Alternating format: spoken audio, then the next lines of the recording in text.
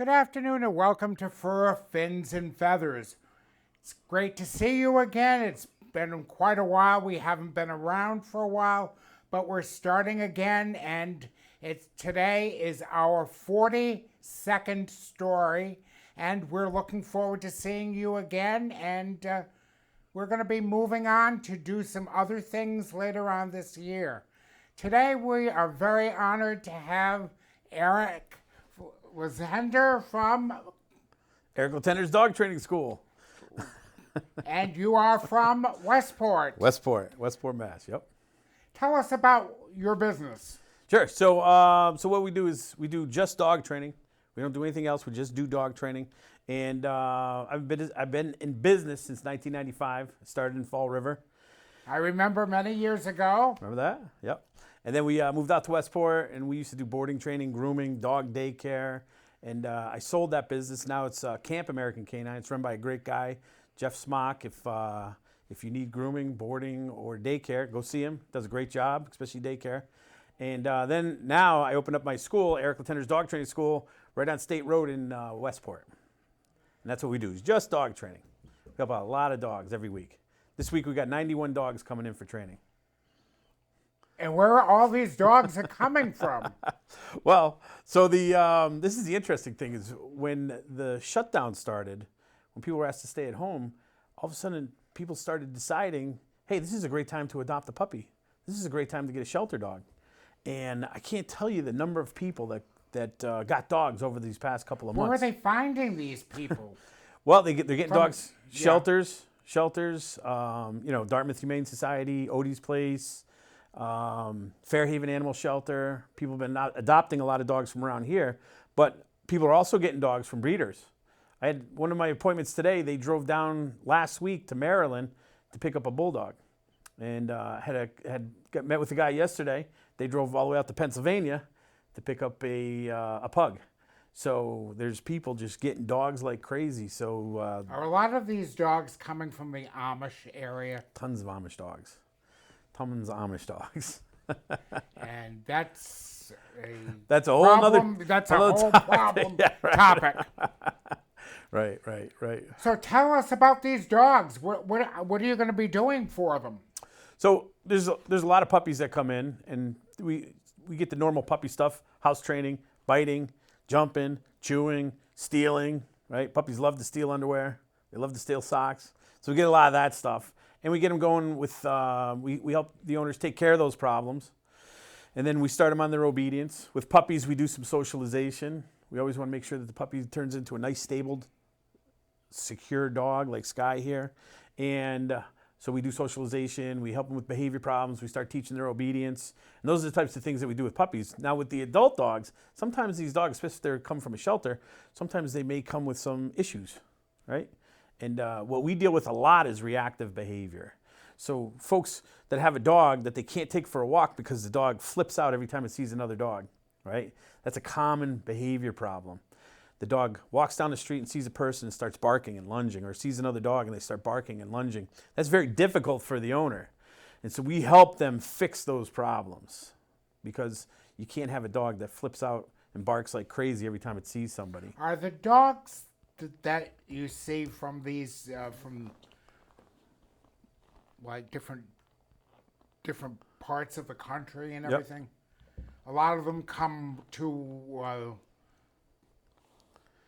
at night. I've heard stories about they come at night and everything, and so a lot of dogs that are shipped. They're not from around here. Oh, there's tons of dogs coming up from down south.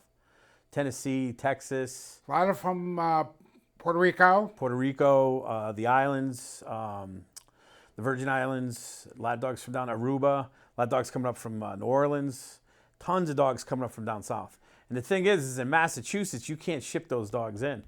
So a lot of people go over to Connecticut to get them. And they go to Rhode Island. And to Rhode Island, right.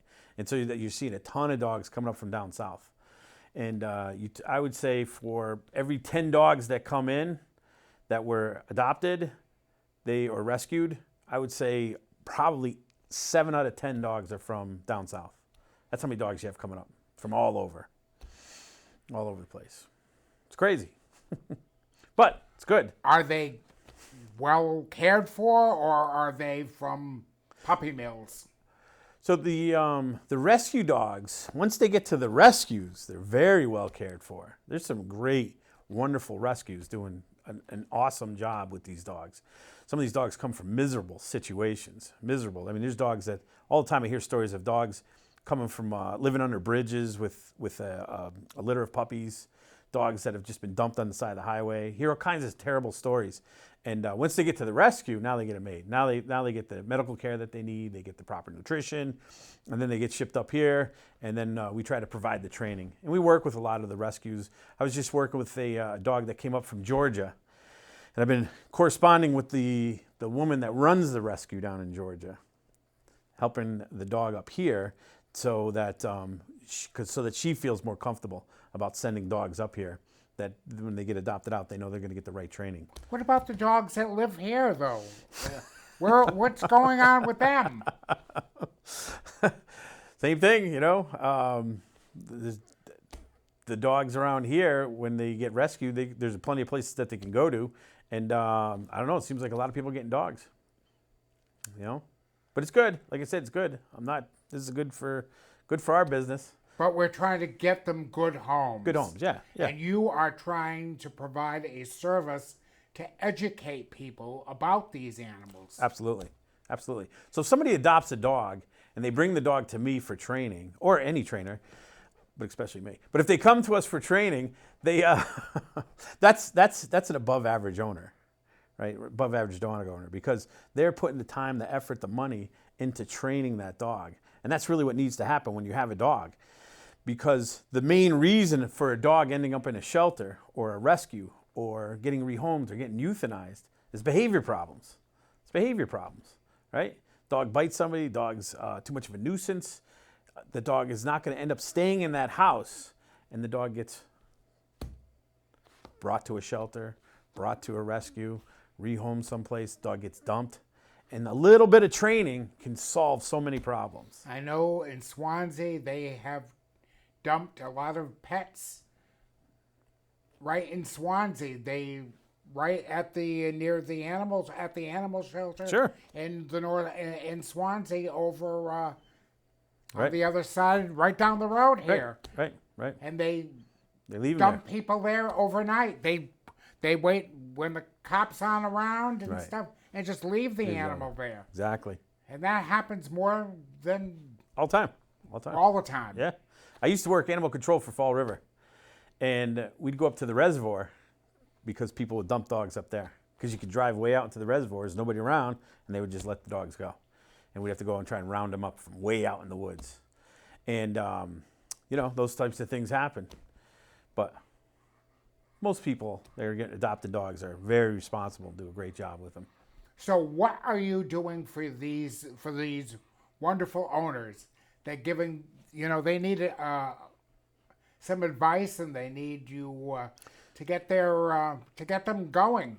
Absolutely. We provide the type of training that anybody would want for their dog. So when you get a dog, what do you think most people want when they think about getting a dog? They want a dog that they can bring down to the beach and let them off leash and call them right back to them. They want a dog that they can put them on leash and walk them anywhere. They want a dog that when people come over the house, the dog doesn't even think about jumping or barking, right? Or stealing. That's what they want, and that's exactly what we provide. We do the type of training where you can go off leash with your dog, where you can walk them in any environment, right? Because now that's a very enjoyable pet to have. And it's better for the dog. Think about it, right? If you have a dog that you can let off leash, think of that dog's quality of life, right? That dog can go places and they can get a ton of exercise. And they can not only get physical exercise, they get that mental stimulation. Because think about it, dogs, right? They live very restricted lives. They live on a leash. They live in a crate. They live in a house. They live in a car, right? They're always some type of confinement. So when the dog is allowed just to be free, that's a dog that's going to get a lot of exercise, a lot of mental stimulation, and it's going to be a much easier dog to live with. Sky's an easy dog to live with. Look at her, right? She's such a good girl because she gets a ton of physical and mental stimulation. So she's not all wound up. She's very, very, you had her on here before, and she was extremely gentle and very, very laid back, and we had a great afternoon with her. Absolutely. And that's what you want, right? This is what dog owners want when they have a pet. Nobody wants to have to put up with a dog that's biting them or jumping on them or nipping them or stealing the pizza off the coffee table, right? Now, you work with dogs privately, Yes. and you also are going to start up now with things happening. You're going to have group classes. Exactly.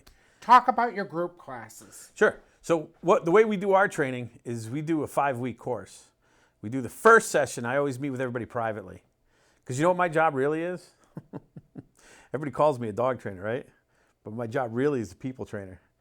So I meet with the person first with their dog because I have to give them a crash course on dog training. I have to teach them how to be a dog trainer. And so that's what I do in the first session. That's why I meet with everybody privately. No distractions, no other dogs. I meet with them so that I can show them how to get the best results with their dog. Once we do that first session, then I put them into a group class. And I put them into the group class for 4 weeks.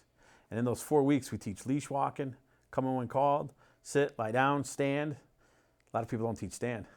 Stands are very important command, right? Yeah. Coming from a confirmation guy. Yes. Haven't been to a dog show, and I don't know if I ever will again, but... We teach stand, and we also teach go to place. They learn to go over and get on their dog bed, and they don't come off the dog bed until we give them permission. So those are the things that we teach in the class. And so I like to teach group classes because for me, I want the dog to perform around other people and other dogs. How is this going to affect you with the way your group classes are? So right now we're doing them outside.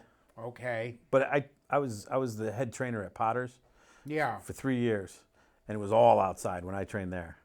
Winter, summer, spring, we were outside all the time. No air conditioning, so I'm very used to training dogs. Are you going to outside. have outdoor classes all summer?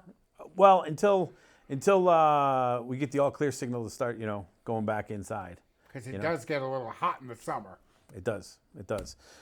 So probably, and what we're doing right now, because we're keeping the classes small, is I think we have like 15 classes a week running. We have Monday, Tuesday, Wednesday, Thursday, Friday, and Saturday classes running because we have nice small classes. And that way we can keep it small, we can keep personal, and they don't want any big crowds or anything like that, so we just keeping it small. But that's how we do it. And like I said, I like doing a group class. I like the dog to learn around other dogs and other people. And some people get a little nervous about coming to a dog training class because they're not sure how their dog's going to behave, right? And the thing that we always try to explain is that you bring your dog in and we help you get the dog under control before we put you into a group class. Because the last thing you want to do is go into a group class when you might be a little embarrassed by your dog's behavior. And so we always first make sure that we get the owner comfortable doing a group class with their dog before they go in there. And we also always offer free consultations first. I always meet with everybody first to see what they have going on with their dog and then to put them in the right training program because we do have different types of programs. So that's the way we do it. So some, and these dogs are coming, some are mixed breeds as well. Everything. Everything. Small, young, old, big, furry, no fur, short coat, long coats, everything you can think of, every behavior problem that you can think of, every size What are dog. some of the behavioral problems that you've seen lately? So, the most common behavior problem for dogs is jumping. I would say 8 out of 10 dogs have a jumping problem. Most dogs that come in, the owner says, yeah, he likes to jump. That's the big one. And then I would say after that, chewing. Chewing is always a big problem for especially younger dogs. Not so much for old dogs, but younger dogs. Nipping and biting with younger dogs. They like to, not that they're aggressive, but they just like to bite the owner. They like to nip at them, to get the owner to engage. Barking. Demand barking is a big problem. Do you know what demand barking is? Tell us. Demand barking is when the dog looks at the owner and just starts yelling at him. They just start barking at him. They want the owner to engage with them. They want him to do something. And so demand barking is a big problem, believe it or not. And then, of course, reactive behavior. There's a lot of dogs that become very reactive on leash. They see another dog and they just bark their heads off and they lunge. And a lot of them aren't aggressive. A lot of them are just friendly. They just want to go see the other dog. But the owner has a hard time controlling the dog. And a lot of times they can't just let the dog go up to a strange dog. And so reactive behavior makes a lot of dog owners uncomfortable because they don't want to take the dog out into the neighborhood because they might come across another dog. And that's really... And I've seen that lately in the neighborhood. You have? Yeah. Oh, yeah. Yeah. And so that's an issue because now the owner's thinking, well, I need to take my dog for a walk, but I don't want to come across another dog because my dog's going to lose their mind and they might be embarrassed or they don't want the dog to act like that. So now what they have to do is they have to walk the dog at 6 o'clock in the morning or 10 or 11 o'clock at night, which isn't convenient for the owner and not convenient for the dog because the dog needs that exercise. So reactive behavior is something that we really try. We help with a lot of people. And we have a bunch of videos on our website, too, showing before and afters of reactive dogs. Talk about your now you do some new videos. Yes. Talk about that. Actually, I put together a free course. That's what I wanted to There you talk go. about. Excuse me. Yeah, sure. So when we shut down for the 2 weeks, when we were closed, I didn't like hanging around too much. So we put together a course for people during the shutdown on things they could do. Because think about it, right? What's one of the most important things to do with a puppy? You get a puppy, you're supposed to socialize it. Nobody could socialize. We were all home. They couldn't go out. Couldn't go out. Couldn't come across other dogs. Couldn't come across other puppies. Everybody was stuck at home. So now you have this puppy that needs socialization, but you can't socialize. So how do you socialize when you can't socialize? And so we gave some ideas. We put together this course for people with dogs during the shutdown. What if you had just adopted a dog and this dog has an aggression problem? Or what if this dog is barking and your neighbors are complaining, right? But you can't go to a trainer because everybody's closed. So we put together this course with all these tips to help people during the shutdown. And where are people going to see this video? Well, they can get the whole course for free. That's the kind of guy I am. You get the whole course for free. It's called the COVID-19 Dog Owner Survival Guide. Okay, that's what the course is, and they can get it at bestdognow.com. Bestdognow.com. We'll have to put that on the screen later. Yeah, and it's completely free. It's up there for anybody that needs any help. Now classes are starting up and everything again, but there's still some great information on there for people to log on, get access to it, and it's all videos. I think there's over 40 videos that we put together. What are some people, when now the things are getting better, and people want to have some activities with their dogs? Mm-hmm. Have you got any ideas or tips or whatever? Yeah, so you can still, as the parks are starting to open up and the trails and beaches and things like that. So one of my favorite places in Westport, a lot of people's favorite place, is Gooseberry Island. Love it. Right, everybody loves Gooseberry Island, and that's a dog-friendly place. You can go down there. Dog has to stay on leash, but that's a place that you can go. The other things that you can do besides hiking, you can set up even like a little agility course in your backyard, especially if you have like a picnic table. Are you going to have any agility training? I'm not. Not yet. No, not yet. We're strictly just helping dog owners with training and behavior problems.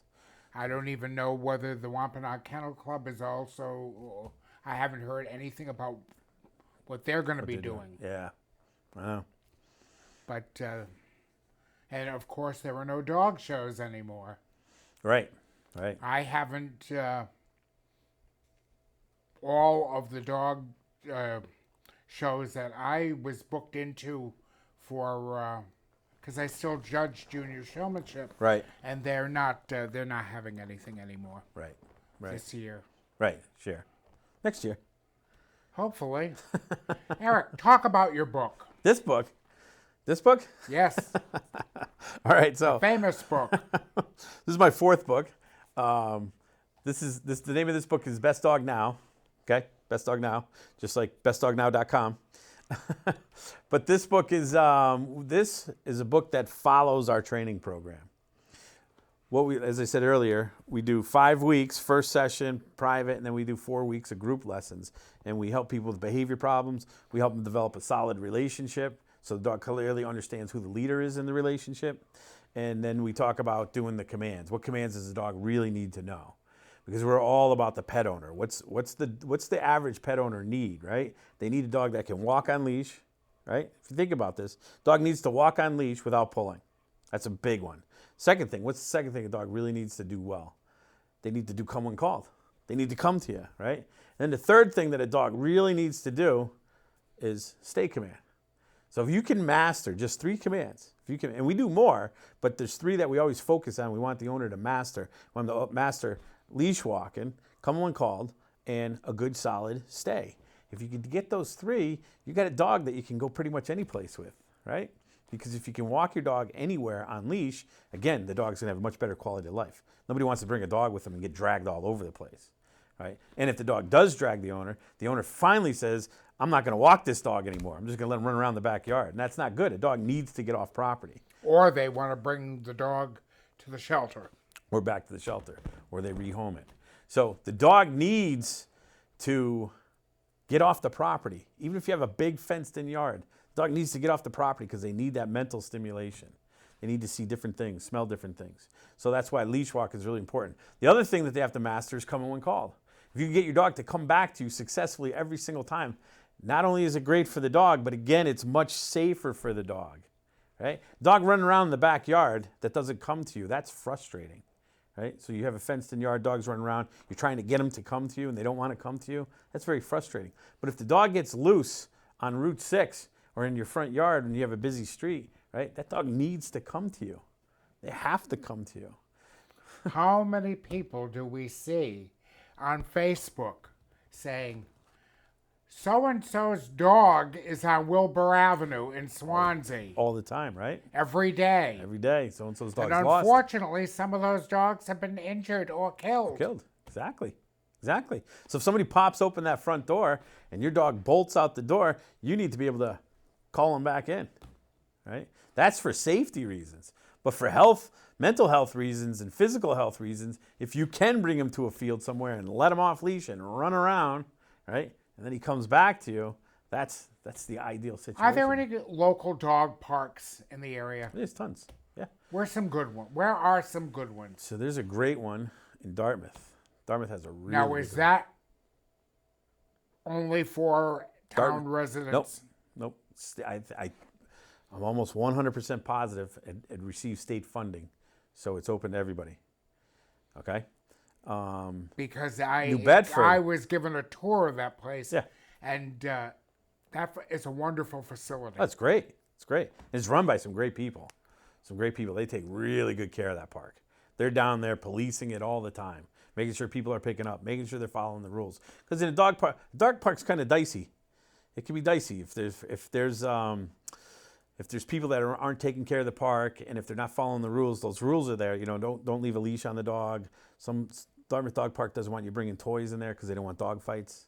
You know, so it's important, and you need people to really be there because otherwise you can have big problems with dog parks. But you have Dartmouth. New Bedford has a great dog park, but you have to be a New Bedford resident to go there. There's a great dog park over in Portsmouth. Barrington has a great dog park. Yes, there's some great ones in the area. But again, dog parks, you have to call the town and find out what their regulations are. Right. And so again, if you can go to a dog park and let them off leash and call them back to you, that's a great thing, right? So that's why you have to be really good at leash walking, have to be really good at coming when called, and then you have to have a dog that can really stick the stay command, right? You want a dog you should be able to tell your dog to sit. You should be able to walk out of the room, make a cup of coffee, come back in, your dog's still sitting there, right? Because that's useful. Sometimes you need to put the dog somewhere, and you need him just to stay there while you do something else. Now, when people go to work with you, yes, all the instruction in the world is great. What do the people need to do for follow-up? Well, so that's the thing, right? Is that it can't be just a weekly activity for you. Right. They have to. What I tell people to do is I say what you want to do is you want to incorporate the training into your day-to-day life. And how do you do that? So teaching a dog, like Sky, come here, girl, right? If I give her a command, right, I want her to do the command, and I don't want to have to repeat the command. And the way Sky is going to learn a command is through repetition. So if I'm teaching Sky to do a down command, she's going to learn it through repetition, and that's going to take practice. Look at that, I said down, she did it. See that? I didn't even mean to. But I hate to say this, but she is better than some kids yeah. and adults. So it's all repetition. So what do you do twice a day with a dog? Sometimes 3 times a day. What do? You feed them twice a day. So that's the perfect time to practice your commands.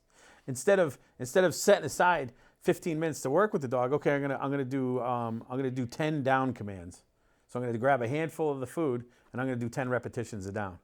Yeah, I got a few more minutes. I'm gonna do 10 repetitions of stand, right? I'm gonna do 10 repetitions of place, because you need to put those reps in for the dog to learn.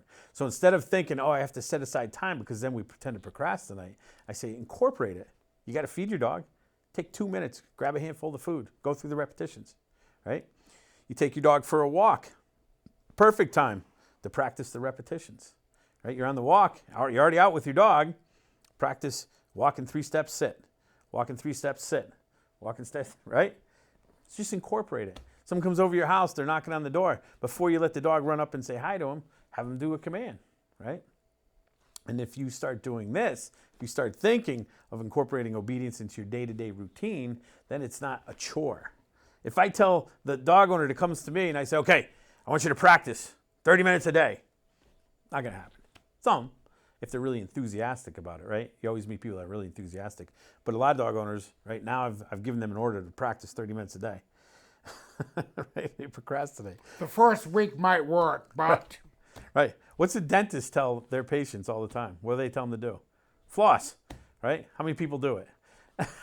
Right? They procrastinate it. And I just get that because I know a couple of dental hygienists. But they say that's the biggest problem. So with a dog, if I make it a chore, chances are it's not going to get done.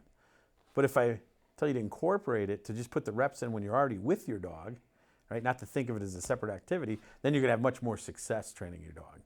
That's why we like to do it that way. She is extremely well behaved. How long did it take you to train her? So she caught on pretty good, and she had some pretty good base training too when I got her. But she, a couple of months, I had her right up to where I wanted her to be. Off leash trained. I took it slow with her. I took it slow. I didn't really push her too hard when I first got her, and she just did great. Now she's my demo dog at the school. I always show off with her. Very good. Yeah.